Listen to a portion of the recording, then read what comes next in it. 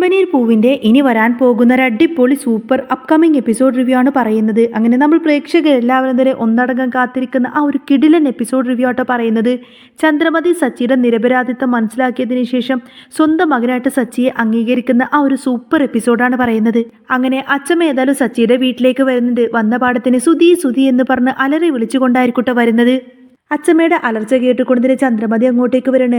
അച്ഛമ്മയെ കാണുന്ന സമയത്തിന് വിനയം ഭാവിച്ചുകൊണ്ടിന് ചന്ദ്രമതി ചോദിക്കുന്നുണ്ട്, അയ്യോ അമ്മയോ, അമ്മ എപ്പോൾ വന്നു അമ്മേ?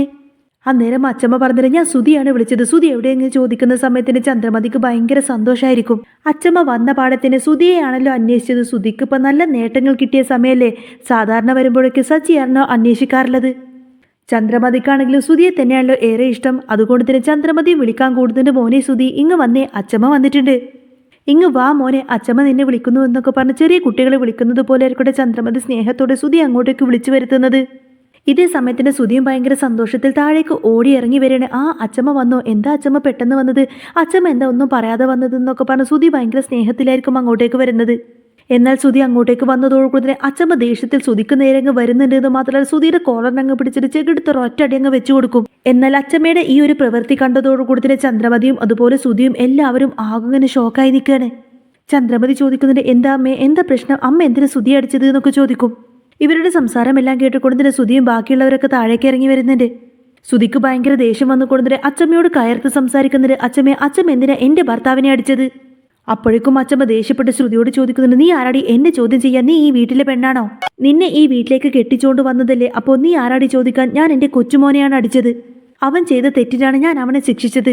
അച്ഛമ്മയുടെ വാക്ക് കേൾക്കുന്ന സമയത്തിന് ശ്രുതി പിന്നെ ഒന്നും മിണ്ടാതെ വാപ്പൊത്തി നിൽക്കുകയാണ്. ചന്ദ്രമതിക്കും അച്ഛമ്മയെ വല്ലാതെ പേടിയായതുകൊണ്ട് തന്നെ ചന്ദ്രമതിയും അതിനെതിരായിട്ട് ഒന്നും പറയാതെ നിൽക്കും. അച്ഛമ്മയുടെ സൗണ്ട് എല്ലാം കേട്ടുകൊണ്ട് തന്നെ രേവതി ഇങ്ങനെ കിച്ചണിൽ നിന്നും ഇറങ്ങി വരുന്നുണ്ട്. ഈ സമയത്തിന് ഓട്ടം കഴിഞ്ഞതിന് ശേഷം സച്ചിയും അങ്ങോട്ടേക്ക് എത്തിയിട്ടുണ്ടാവും. രേവതിയെ കാണുന്ന സമയത്തിന് അച്ഛമ്മക്ക് ഭയങ്കര സന്തോഷമായി. മോളെ രേവതി, നീ ഇവിടെ ഉണ്ടായിരുന്നോ? പിന്നെ ഞാൻ ഇത്ര നേരമായി വന്നിട്ട് എന്നിട്ട് നിന്നെ പുറത്തേക്കൊന്നും കണ്ടില്ലല്ലോ എന്ന് ചോദിക്കും. അന്നേരം രേവതി പറഞ്ഞിട്ട്, അയ്യോ അച്ഛമ്മ വന്നത് ഞാൻ ശ്രദ്ധിച്ചില്ല, എനിക്ക് അടുക്കളയിൽ പിടിപ്പത് ജോലിയുണ്ടായിരുന്നു, അതുകൊണ്ടാണ് ഞാൻ ഇങ്ങോട്ടേക്ക് വരാഞ്ഞത് എന്നിങ്ങനെ രേവതി പറയുന്ന സമയത്തിന് അച്ഛമ്മക്ക് ദേഷ്യം വന്നിട്ട് ചന്ദ്രമതി ഇങ്ങനെ തുറപ്പിച്ചു നോക്കും. അച്ഛമ്മ ചന്ദ്രമതിയോട് പറഞ്ഞിട്ട്, നിന്നോട് എത്ര പറഞ്ഞതാണ് ചന്ദ്രേ, രേവതി മോളെ ഒറ്റക്ക് ഇങ്ങനെ അടുക്കളയിലിട്ട് കഷ്ടപ്പെടുത്തരുതെന്ന്, അവളുടെ കാലൊക്കെ ഇപ്പോൾ മാറിയിട്ടൊന്ന് ഭേദമായി വരുന്നേ ഉള്ളൂ, നിനക്ക് ബാക്കി 2 മരുമക്കളും കൂടി ഇവിടെയില്ലേ, അവരെ നീ എന്താ അടുക്കളയിൽ കയറ്റാത്തത്? നിനക്ക് 3 മരുമക്കളുണ്ടെങ്കിൽ 3 മരുമക്കളെയും ഒരുപോലെ കാണണമെന്ന് നിന്നോട് ഞാൻ പറഞ്ഞിട്ടുള്ളതല്ലേ ചന്ദ്രേ, നീ എന്താ പറഞ്ഞ അനുസരിക്കാത്തതെന്നൊക്കെ ചോദിക്കുന്ന സമയത്തിന് ചന്ദ്രമതിക്ക് അച്ഛമ്മയെ പേടിയാത്തത് കൊണ്ട് തന്നെ അച്ഛമ്മ ഒന്നും മിണ്ടാതെ അങ്ങനെ തല താഴ്ത്തി നിൽക്കുകയാണ്. രേവതി ചോദിക്കുന്നുണ്ട്, അല്ല അച്ഛമ്മ എന്താ പെട്ടെന്ന് ഒരു മുന്നറിയിപ്പുമില്ലാതെ ഇങ്ങോട്ടേക്ക് വന്നത്? അച്ഛമ്മ എന്തെങ്കിലും പ്രശ്നമുണ്ടോ? അച്ഛമ്മ എന്താ വന്ന പാടെ ഇയാളിട്ട് അടിച്ചത് എന്നൊക്കെ ചോദിക്കും. അന്നേരം അച്ഛമ്മ പറഞ്ഞിട്ട്, മോളെ എനിക്കൊരു കാര്യവും അറിയില്ലായിരുന്നു, ഇന്നലെ രാത്രി മോൾ എന്നെ വിളിച്ച് സംസാരിച്ചപ്പോഴാണ് എല്ലാ കാര്യങ്ങളും ഞാൻ അറിഞ്ഞത് എന്ന് പറയും. അത് കേൾക്കുന്നതോടുകൂടി തന്നെ എല്ലാവരും പരസ്പരം അങ്ങോട്ടും ഇങ്ങോട്ടും നോക്കുകയാണ്. കാരണം എന്ത് കാര്യമാണ് അച്ഛമ്മയെ വിളിച്ച് രേവതി പറഞ്ഞതെന്ന് ഇവർക്കാർക്കും മനസ്സിലാവുന്നില്ല. ചന്ദ്രമതിക്ക് അങ്ങ് ദേഷ്യം വന്നിട്ട് രേവതിയോട് ദേഷ്യപ്പെടുന്നുണ്ട്, ഓഹോ, അപ്പോൾ അച്ഛമ്മക്ക് മുന്നിൽ തീ കൊളുത്തിവിട്ടത് നീയാണോ? നീ എന്ത് നുണയുടെ അച്ഛമ്മയെ വിളിച്ച് പറഞ്ഞത്? അപ്പോൾ നീ കാരണമാണോ അച്ഛമ്മ ഇപ്പോൾ സുധി അടിച്ചത് എന്നൊക്കെ ചോദിച്ച് ചന്ദ്ര രേവതിയോട് ദേഷ്യപ്പെടും. അപ്പോഴേക്കും അച്ഛമ്മക്ക് ദേഷ്യം വന്നിട്ട് പറയുന്നുണ്ട്, നീ വെറുതെ രേവതിയുടെ മെക്കെട്ട് കയറില്ല ചന്ദ്രേ, നീ എൻ്റെ കയ്യിൽ നിന്ന് നല്ലത് വാങ്ങിക്കും. അപ്പോഴേക്കും ചന്ദ്ര ഒന്നും മിണ്ടാതെ അങ്ങനെ തല താഴ്ത്തി നിൽക്കുകയാണ്. അച്ഛമ്മ വീണ്ടും പറഞ്ഞിട്ട്, എനിക്കൊന്നും അറിയില്ലായിരുന്നു മോളെ, നീ എന്നെ ഇന്നലെ വിളിച്ചപ്പോഴാണ് എനിക്ക് എല്ലാ കാര്യങ്ങളും മനസ്സിലായത്. എനിക്കാണെങ്കിൽ അതെല്ലാം അറിഞ്ഞിട്ട് അവിടെ നിന്ന് കിടന്നുറങ്ങാൻ പോലും പറ്റിയില്ല, അതാണ് ഞാൻ അതിരാവിലെ തന്നെ ഇങ്ങോട്ടേക്ക് പുറപ്പെട്ടതും.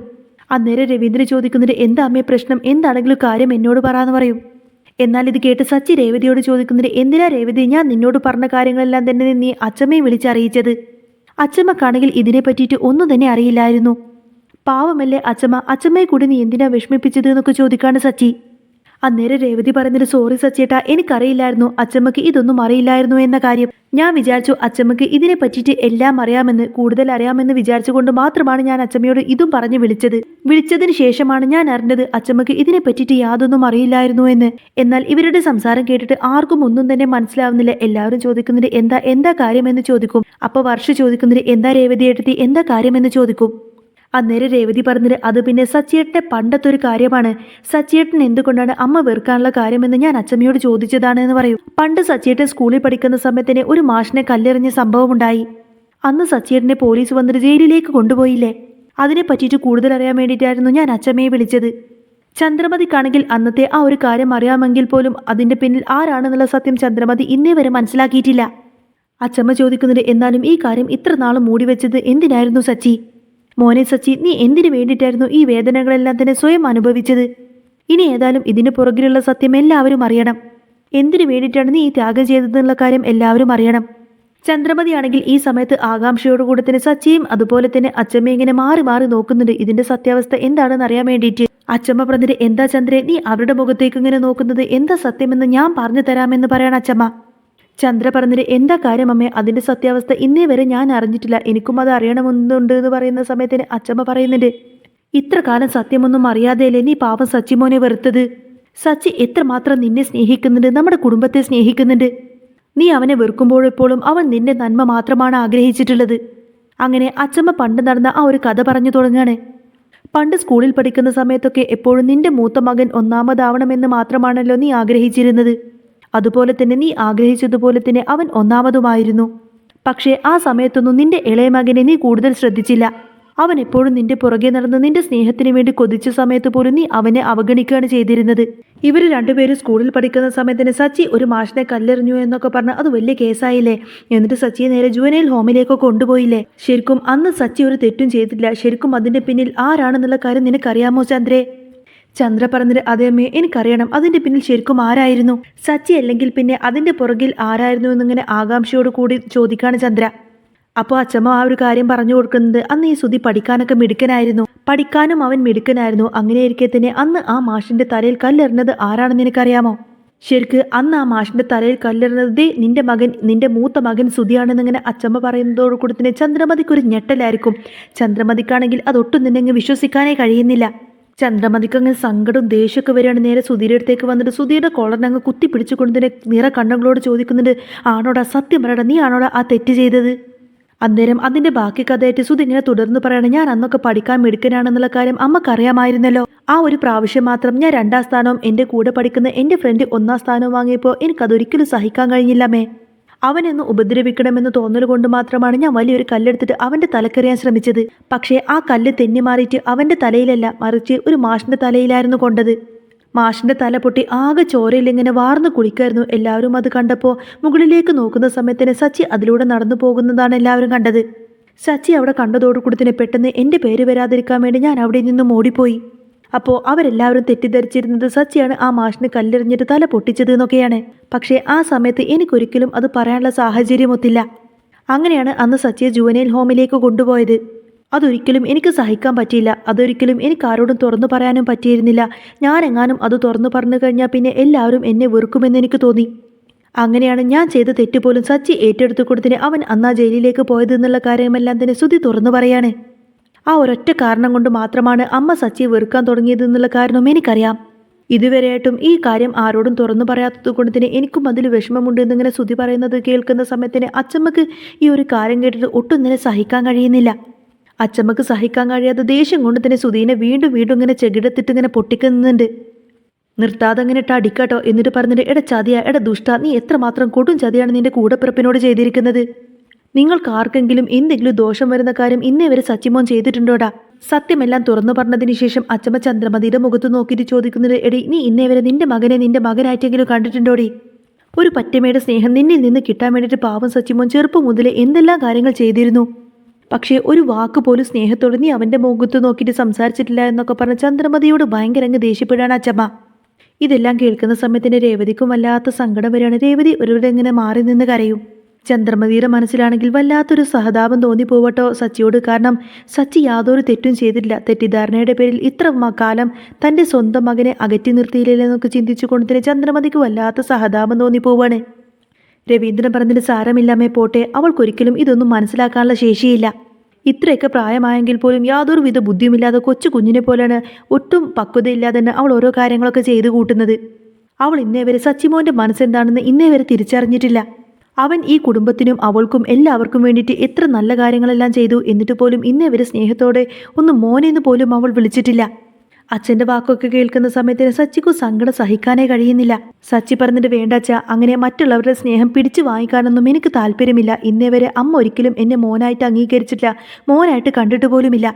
ഞാനില്ലെങ്കിലും അമ്മക്ക് മറ്റു 2 മക്കളുണ്ടല്ലോ, അതുകൊണ്ട് ഞാൻ ഇനി അതൊന്നും ഒരിക്കലും കാര്യമാക്കുന്നില്ല. അതെല്ലാം കഴിഞ്ഞു പോയ കാര്യങ്ങളില്ലേ, അതുകൊണ്ട് ഇനി ഞാൻ ഏതായാലും അതൊന്നും ഓർക്കാനും ആഗ്രഹിക്കുന്നില്ല. അന്ന് ചെറുപ്പത്തിൽ അച്ഛമ്മയുടെ വീട്ടിൽ ഞാൻ 6 കൊല്ലം കഴിഞ്ഞു. അമ്മയ്ക്ക് എന്നെ വേണ്ടാത്തത് കൊണ്ട് തന്നെ അമ്മ എന്നെ അവിടെ കൊണ്ടുപോയി നിർത്തി. അമ്മയുടെ സ്നേഹം ഒരിക്കലും എനിക്ക് കിട്ടിയിട്ടില്ല. ചെറുപ്പത്തിലൊക്കെ എനിക്ക് ബുദ്ധി വെച്ച കാലം തൊട്ട് ഒരു പെറ്റമ്മയുടെ സ്നേഹം തന്നിട്ട് എൻ്റെ അച്ഛമ്മയാണ് എന്നെ വളർത്തിയത്. ആ ഒരു സ്നേഹം ഇപ്പോഴും അച്ഛമ്മയ്ക്ക് എന്നോടുണ്ട്. എനിക്കും തിരിച്ചു അതുപോലൊരു സ്നേഹം തന്നെയാണ് അച്ഛമ്മയോടും. സ്വന്തം അമ്മയുടെ സ്നേഹം തന്നുകൊണ്ട് തന്നെ അച്ഛമ്മ എന്നെ നോക്കി. അതുകൊണ്ട് തന്നെയാണ് സ്നേഹത്തോടെ ഞാൻ അച്ഛമ്മയുടെ കൂടെ താമസിച്ചതും. എൻ്റെ മനസ്സിലുള്ള വിങ്ങലുകളും വേദനകളും ഞാൻ ഇന്നേ വരെ ആരോടും പറഞ്ഞിട്ടില്ല. പക്ഷേ രേവതിയാണെങ്കിൽ വീണ്ടും വീണ്ടും എൻ്റെ പുറകെ നടന്ന് കുറേ അധികം ആവശ്യപ്പെട്ടു. അങ്ങനെ മറ്റ് നിവൃത്തിയില്ലാത്തത് കൊണ്ട് മാത്രമാണ് ഞാൻ രേവതിയോട് അങ്ങനെയൊക്കെ പറഞ്ഞത്. അങ്ങനെ സത്യമെല്ലാം കേട്ട് കഴിയുമ്പോൾ ചന്ദ്രമതിക്ക് വല്ലാതെ കുറ്റബോധം തോന്നിപ്പോവാണ്. കാരണം എല്ലാവരും കുറ്റപ്പെടുത്തി സംസാരിക്കുന്നത് ചന്ദ്രമതിയാണ്. ആ ഒരു തെറ്റിദ്ധാരണയുടെ പുറത്താണല്ലോ അങ്ങനെയൊക്കെ സംഭവിച്ചത്. ഇവരുടെ വാക്കെല്ലാം കേട്ടിട്ട് ചന്ദ്രമതി തന്നെ സ്വയം ചിന്തിക്കാൻ തുടങ്ങും. ശരിയാണ്, ഞാൻ ഇന്നേ വരെ സച്ചി ഒരു മകനായിട്ട് അംഗീകരിച്ചിട്ടില്ല. അവൻ എനിക്ക് വേണ്ടിയിട്ട് എന്തെല്ലാം കാര്യങ്ങൾ ചെയ്തു തന്നു. എന്നിട്ട് പോലും ഒരു മോനെ എന്ന വാക്ക് പോലും ഞാൻ അവനെ വിളിച്ചിട്ടില്ല. ഒരു തെറ്റിദ്ധാരണയുടെ പുറത്തല്ലേ ഞാൻ അവനെ പണ്ട് വെറുത്തത്. അതിനുശേഷം ഒരിക്കലും എൻ്റെ മകൻ എന്ന സ്ഥാനം പോലും ഞാൻ അവനെ കണ്ടിട്ടില്ല എന്നൊക്കെ ചിന്തിച്ചുകൊണ്ട് തന്നെ ഭയങ്കര സങ്കടപ്പെട്ട് ഇങ്ങനെ നെടുവീർപ്പിട്ട് കരഞ്ഞുകൊണ്ടേ ഇരിക്കുകയാണ് ചന്ദ്ര. സച്ചി പറഞ്ഞിട്ട് വേണ്ടച്ചാ, ഇനി അതിനെ പറ്റിയിട്ട് കൂടുതൽ സംസാരിക്കൊന്നും വേണ്ട. അതൊക്കെ ഞാൻ ചെറുപ്പത്തിലെ മറന്നു കളഞ്ഞ കാര്യങ്ങളാണ്. എനിക്കിപ്പോൾ രേവതിയെക്കുറിച്ചിട്ടുള്ള ചിന്തകൾ മാത്രമേ ഉള്ളൂ. എന്നെ സ്നേഹിക്കാത്തത് കൊണ്ട് തന്നെ അവളെയും ആരും സ്നേഹിക്കുന്നില്ല. അച്ഛനും അച്ഛമ്മയും ഒഴികെ ആരും അവളെ സ്നേഹിക്കുന്നില്ല. എല്ലാവരും ചേർന്നിട്ട് അവളെയും കുറ്റപ്പെടുത്തുകയാണ്. എല്ലാവരും അവളെ ഒറ്റപ്പെടുത്തുകയാണ്. അമ്മക്ക് വേണമെങ്കിൽ മാത്രം എന്നെ സ്നേഹിച്ചോട്ടെ. എന്നെങ്കിലും ഒരിക്കൽ എൻ്റെ ഉള്ളിലുള്ള സ്നേഹം അവർ തിരിച്ചറിയും. അപ്പം മാത്രം അമ്മ എന്നെ മകനായിട്ട് അംഗീകരിച്ചാൽ മതി. അവരുടെ മനസ്സിൽ ഇപ്പോൾ സ്തുതിയും ശ്രീകാന്തും മാത്രമാണല്ലോ മക്കളായിട്ടുള്ളത്. അതേതായാലും അതുപോലെ തന്നെ ഇരുന്നോട്ടെ. അതേതായാലും കാലം തെളിക്കും. എനിക്ക് എൻ്റെ അമ്മയിൽ നിന്നും മറ്റൊന്നും വേണ്ടായിരുന്നു. അമ്മയുടെ സ്നേഹം മാത്രം മതിയായിരുന്നു. അമ്മ സ്നേഹത്തോടെ മോനെ എന്നൊരു വിളി മാത്രമേ ഞാൻ കൊതിച്ചിരുന്നുള്ളൂ. അമ്മ എന്നെ സ്നേഹത്തോടെ മോനെ എന്നൊരു വിളി വിളിച്ചിരുന്നെങ്കിൽ എൻ്റെ മനസ്സിലുള്ള സങ്കടങ്ങളെല്ലാം തന്നെ അപ്പോൾ ഒറ്റയടിക്ക് കെട്ടിറങ്ങുമായിരുന്നു. ആ സാരമില്ല പോട്ടെ, ഇനി ഏതായാലും ഈ ജീവിതത്തിൽ ഈ ജന്മത്തിൽ എനിക്കത് വിധിച്ചിട്ടില്ല എന്നിങ്ങനെ സച്ചി സങ്കടത്തോടിങ്ങനെ പറയുന്നത് കേൾക്കുന്ന സമയത്തിന് ചന്ദ്രമതിക്ക് ഒട്ടും തന്നെ സഹിക്കാൻ കഴിയുന്നില്ല കേട്ടോ.